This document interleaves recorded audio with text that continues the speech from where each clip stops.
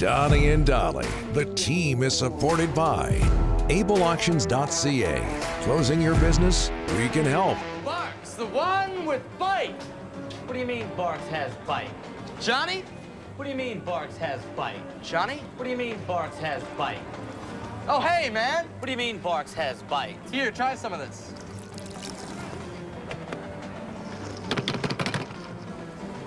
Ouch. I haven't seen him that excited since he got his heels. Ouch. You tell him, Johnny. You tell the world.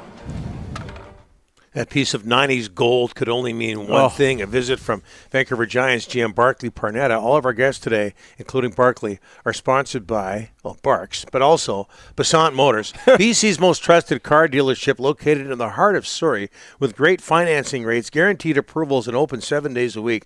Learn more at Passant Motors, BASANTmotors.com. Barclay's our guest right now because apparently Barclay's not just a guest, he's also the producer of the show.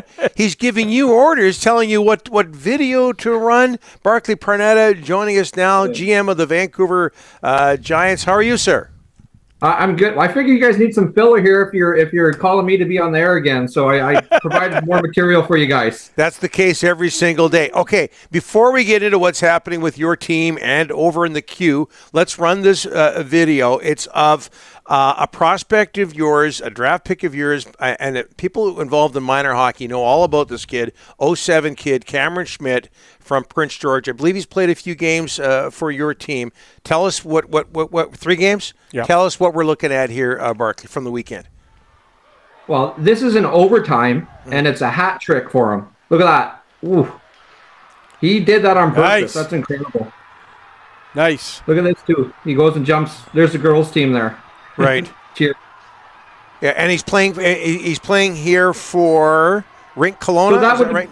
That's Kelowna Rink Academy, yeah. And Mako Balkovic's the coach.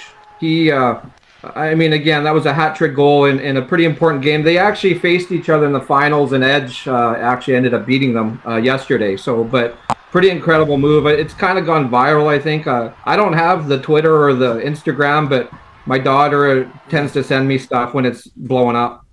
You know, Barclay, he looks so good there. I can tell you this. There's no chance he'll ever play for the Canucks. That's how good he looks there. Well, you know what? I'm waiting for the Canucks to draft a Giant, and hopefully maybe this year's the year. If they got some guys here, 5 guys on Central Scouting's list, hopefully this is the year. Yeah. Yeah, I think a lot of people would agree with you. I mean, you know, there's been times in the past where somebody's in their backyard and they pass on them, and it's inexcusable, really. Okay, let me set things up here. You lost 5-2 Sunday. Sorry to bring this up, but you lost 5-2 Sunday at Tri-City, at Portland on Tuesday. Final home game of the regular season, Friday versus Kelowna. Then the regular season ends in Kelowna Saturday. It looks like, Barclay, have I got this right? You're going to be facing Kamloops in the first round? Looks like As it stands right now, we're up 4 points on Kelowna, so we do play them 2 more times. We've got 3 games left. They've got 2. That could switch to Seattle, possibly. Okay. People know this who follow hockey. Kamloops is a powerhouse. How do you feel your team looks going into a series like that, knowing that last year you pulled off a major upset against Everett? But we certainly did. And last year, actually, we limped into the playoffs. So our team's we've had a better record in our last 10 than we did last year. So, you know what? I'm optimistic that we're going to be able to be in these series. Obviously, Jesper Weitman and Brett Mirwald, we have a really good goaltending tandem that gives us a chance to win any night. So, if we get some good goaltending and we stick to the program, I think I'd bet on Michael Dick any day and Adam Maglo. They really get our guys prepared. So it's nice to be the underdog, and I think that, that it'd be great games out in, whether it's Kamloops or Seattle or certainly at the Langley Event Center. Bark, you talked about 5 kids out of Vancouver, out of the Giants this year could get drafted, but the big one's going to be Samuel Honzik. He's expected to go somewhere in the first round of this year's NHL draft. He played last night. He's been kind of banged up since the World Juniors, but just tell us what the scouts are saying about this kid. They really like him a lot, Bark. Well, he's a pro player. He's a pro frame. He plays a pro game. He's big. He's strong. He skates. He's an incredible kid off the ice. Like he loves to be at the rink. He loves doing skills. Like he's zero maintenance. Like this guy just comes and does things. And in my experience in hockey that I've had, any of the players that have tended to go on to pro seem to have that characteristic where, you know what, they're not telling me or phoning me and telling me they got to play with this guy or that guy. They're literally just coming, making people around them better and doing what they can to help the team win. And that's Sam Honzik. Bark, you know what? There's a report out of the Quebec Major Junior Hockey League. They're on the verge of banning fighting. The Western Hockey League, you've scouted, you've coached, you've done everything in the game of hockey. Your thoughts on what's going on in Quebec with that possible ban? Well, I got to be honest, I'm not really following the Quebec Hockey League that closely. Obviously, I've heard and seen. I mean, it's certainly something that has been discussed over many years. I know when I played in the BC Hockey League, they talked about it, and that was 25 years ago, maybe 30, unfortunately. But we did, what they did was they implemented some rules that would have kids suspended for the next game if you found the last 10 minutes. I don't know. I think there's certainly needless fights and pointless fights that are stage fights don't really help the game. But, you know, with the way the game's going, there's some plays now happening, you know, whether it's a slew foot or there's a trend in the game where, you know, a hit from behind that is serious. You know what? I don't know if we didn't have the deterrent of fighting, that if that would get worse or better. But you know what? It's a really difficult discussion to tackle, but I'm sort of more a proponent that right now, for me, I think that having that opportunity there, that being sort of monitored by the leagues, and if it's really blatant or stupid, they would have to do something. But yeah, I don't really, I haven't got deep enough into that to really have too big of a comment.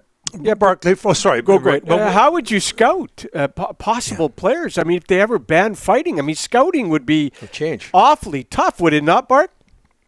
I don't think it would change scouting. I mean, we're not. When I scouted the NHL, I wasn't going to watch the guys fight. I was going to watch them play. So I don't think that would affect scouting in any way. You know, fighting's down, I think, in a lot of the leagues for the most part. And again, if it's something that is warranted, I think that it's important to not put the pressure on the refs or the officials sometimes to deal with things that they may not have to, and to sort of help police the game themselves with the players. Do you expect the Western Hockey League and Ontario Hockey League to follow suit if this happens in Quebec, which it looks like it will, Barclay? You know what, I don't know. I honestly don't. I'd love to say one way or another, yes or no, but it's not something that, you know, I've even really thought about, to be completely honest. What do you think it'll do to hockey's entertainment value if they eliminate fighting? You know what? That's a tough question, because it's the old thing, and you know, you go to a game, and when there is a fight, I'd say 99.9% of the people are standing up and watching. You know, obviously I'm not a proponent of having kids fight on purpose. I don't know. It would be interesting. I think it would take some of the energy away sometimes, but overall, you know, I still think it's something that, you know, I don't know if we'll not see it in our game for a while. Delaney is okay. Taryn Langley inbox, which I know you're familiar with, Barclay, but a lot of people pointing out that Mario Bliznak was drafted by the Vancouver Canucks. Oh, so there's one. That's right. Correct. Thank you. Thank you very much. You can't put anything past our listeners and viewers, Barclay. It's a tough group. You're correct. Tough group. Well, best of luck rest of the regular season and in the playoffs as well, Barclay. We're going to get out there and see a game. I've finished with minor hockey. Rick's got no excuse. All right, guys. Thanks. Okay, Take care. you bet. Barclay.